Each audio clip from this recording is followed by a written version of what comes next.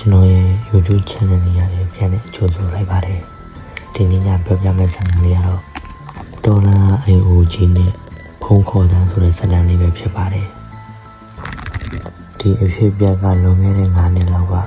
ကျွန်တော်တကယ်ချင်းမင်းခန့်ကြုံတွေ့ခဲ့ရတဲ့ဖြစ်ရမှတစ်ခုပေါ့ဗျာမင်းခန့်ကနေဘက်တွေမှာလိုင်းကားမောင်းတဲ့ဒရိုက်ဘာတယောက်တရားတော့သူ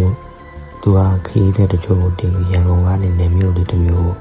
ညပိုင်းကြီးမောင်းနေလာခဲ့တယ်။အဲ့ဒီနေရာမိုးကလည်းတဖွဲဖွဲရွာနေပြီးလမ်းကလည်းတော်လန်ဖြစ်တဲ့အတွက်မောင်မဲပြီးတိတ်ဆိတ်လို့နေတယ်။ညတကောင်7 နာရီကျော်လောက်မှာတော့ကားကတော့တစ်ခုအနားအရောက်ဆက်ချွတ်ရင်းပြီးထိုးရသွားခဲ့တယ်။မင်းခန့်တရားအင်ဂျင်ဖုံးဖွင့်ပြီးဘလို့ပဲပြေပြေကားဆက်ကလုံးဝနိုးမရတော့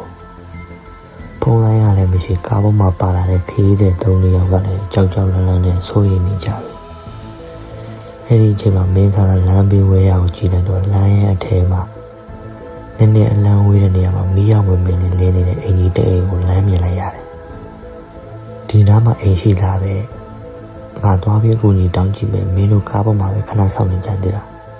။မင်းကခရီးတွေကိုမှာထားခဲ့ပြီးဓမီတက်လက်နဲ့အဲဒီအိမ်ကြီးစီကိုရှောက်လာခဲ့တယ်အနားရောက်သွားတော့မှအဲ့ဒီအိမ်ကြီးကရှေ့ဟောင်းနှစ်ထပ်ပြင်းတော့အိမ်ကြီးဖြစ်ပြီးအတော်လေးဟောင်းနှံအကွယ်နေတာကိုသတိထားမိတယ်။ဒါပေမဲ့ထူးဆန်းတာအိမ်ရှိဝရန်ဒါမှာအသက်60ကျော်လောက်ရှိတဲ့အဖိုးအိုတယောက်ကကွန်းတမြုံမြုံဝါးရင်းနဲ့ဝါကလတ်ထိုင်ပေါ်မှာအေးအေးဆေးဆေးထိုင်နေတာပဲ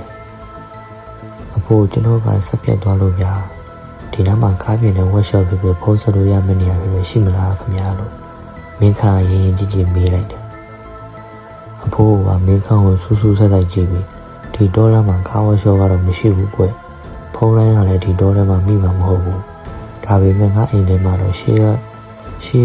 သုံးခဲ့တဲ့မြေဆိုင်ဖုန်းကိုဒီတလို့ရှိတယ်မင်းရေးကြီးဝင်ဆက်ချင်ချက်လို့ကွာလို့အဆဆအတန်ကြီးနဲ့ပြောလိုက်တယ်မင်းခန့်လည်းဝမ်းသာအားရနဲ့အိမ်ထဲကိုဝင်လာသွားလိုက်တယ်အိမ်ထဲမှာမီးဆိုင်အိုကြီးတလုံးကလည်းဝါချင်းချင်းမီးအောင်မီးမမိန်ကြီးနေနေတယ်အိမ်တိုင်လေးလုံးဝလည်းဖုံးပြီးတက်နေပြီးလူမနေတာကြားတဲ့အိမ်ကြီးတို့အေးစိတ်လို့နေတယ်။အိမ်ကန်စပွဲပေါ်မှာတော့အဖိုးအိုပြောတဲ့အတိုင်းရှေးအောင်ဖုံးကနေရောက်လာဖုံးကြီးတစ်လုံးရှိနေတယ်။မင်းသားချက်စင်နဲ့သူ့ရဲ့ဌာနချုပ်ကိုဖုံးဆက်ပြီးတော့မန်နေဂျာကိုလမ်းမေးလိုက်တယ်။တူတီတူဟယ်လိုဆရာကြီးလားကျွန်တော်မင်းခန့်ပါဒေါ်လာနဲ့မှကားပြက်လို့ဗျာလူကြုံရှိရင်ကားပြင်စရာတယောက်တော့လုပ်ပေးပါအောင်ဖုန်းထဲကနေမန်နေဂျာရဲ့တန်ခါကိုဝေဝါးနဲ့ထွက်လာတယ်ဟေးမင်းခါလားမင်းဘယ်ကနေဖုန်းဆက်နေတာလဲမင်းတို့ဒီမှာဖုန်းလိုက်မိလို့လားကျွန်တော်လမ်းမရအိမ်ကိုကြီးတဲ့အိမ်ထဲကမြေဆိုင်ဖုန်းနဲ့ဆက်နေတာဆရာကြီးအဲ့ဒီအချိန်မှာဖုန်းထဲကမန်နေဂျာရဲ့အတန်ရုတ်တရက်တုံရင်သွားပြီးမင်းပါပြောလိုက်တယ်အိမ်ကိုကြီးဟုတ်လား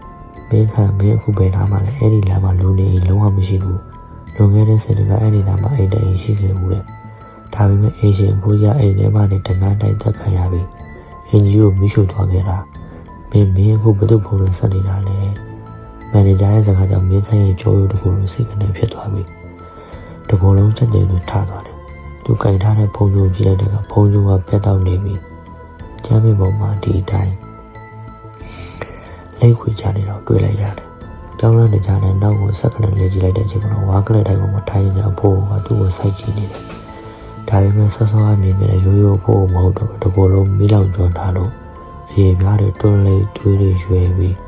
ဘယ်လိုအင်ဂျီတွေပြူထွက်နေတဲ့ကြောက်မပွဲတရေရန်ကြီးဖြစ်နေပြီ။အဖေကဆက်လို့ရရဲ့လားမောင်ကြီးအဖိုးတရေရပါစက်ကြီးကိုနေရွယ်တည်ဖြစ်ပြီးတွေးပြမတဲ့ရေမောလိုက်တယ်မင်းခန့်အော်ဖို့တော့အတမထွက်နိုင်တော့ဖုန်းကိုပြချပြီးအိမ်မောင်ကလည်းအသက်လူကငိုယူပြီးပြေးဆင်းလာခဲ့တော့တယ်။ကားစီကိုပြန်ရတော့ခရီးတွေကမင်းခန့်တရားမျက်နှာဖြူဆုပ်ပြီးအမောတော်ဖြစ်နေတော့အမြင်လုံးဝိုင်းပေးကြတယ်။မင်းခန့်ကဘာမှပြန်မပြောနိုင်ပဲကားထဲဝင်ထိုင်ပြီးကားတော့အသေးအတန်လဲလိုက်တဲ့အခါထူးဆန်းစွာပဲဆော့ဆော့ကလုံးဝနိုးမရတဲ့အခါဝုန်းကနေပြန်လို့သွားခဲ့တယ်။မင်းခန့်လည်းနောက်ကိုလုံးဝလဲမကြည့်တော့ပဲလေးပါကိုနေပြီးအဲ့ဒီနေရာကနေမောင်းပြေးခဲ့တယ်နောက်ရမနက်ပိုင်းမှာတော့မင်းကအစိမချတာနဲ့နေပြီးကရဲစခန်းကလူအချို့ကိုခေါ်ပြီးအဲ့ဒီနေရာကိုပြန်သွားကြည့်ခဲ့တယ်။လမ်းမေးကိုကြည့်တဲ့အခါအိမ်ကြီးရှိနေတဲ့နေရာမှာဘာအိမ်မှမရှိတော့ပဲမီးလောင်ပြက်စီနေတဲ့တိုင်ကုန်းတို့ကြီးတွေနဲ့ ခြုံတွေပိတ်ပေါင်းတွေပဲရှိနေပါတော့တယ်ဒါပေမဲ့ပို့ပြီးတွေးပြစရာကောင်းတာအဲ့ဒီမီးလောင်ကြီးကြီးတွေမှာအလဲကပြပုံတွေကြမှာရှေ့အောင်အနေအောင်ဖုံးကိုကြီးတစ်လုံးကတော့ဘာမှမဖြစ်ပဲမတ်မတ်ကြီးရှိနေကြတာပါပဲဒီနေ့ဇလန်လေးကတော့ဒီနေရာမှာလည်းပြီးဆုံးသွားခဲ့ပါပြီအခုလိုညနေတစ်ခေါက်မှာပြိတ္တကြီးတို့ရဲ့အနာမယုံထူးဆန်းတဲ့အတန်တွေရောလှုပ်ရှားမှုတွေမရှိဘူးလို့သိကြရလားဗျအခုလိုမျိုးရင်တဲ့တိတ်တဲ့နားစင်ရတဲ့ပရလောကဖြစ်ရမဇလန်ဆန်းတွေကိုညစဉ်ညတဲ့လက်မလွတ်တဲ့နားစင်တိုင်းတို့အတွက်ကျွန်တော်ရဲ့ channel လေးကိုအခုပဲ subscribe နေပြီးခေါင်းလုံးလေးကိုတစ်ခါနဲ့တီးပေးကြပါအောင်နော်ဇလန်လေးကိုတဘောကြရင်လည်း like နဲ့ share လေးလုပ်ပြီးတကယ်ရင်းတွေကိုပါ6လလိုက်ပါအောင်အားလုံးပဲဘေးရန်ရဲ့ကြကြနဲ့စမ်းပြတဲ့အိမ်မက်တွေမှတ်ပါစေလို့ဆုတောင်းပြီး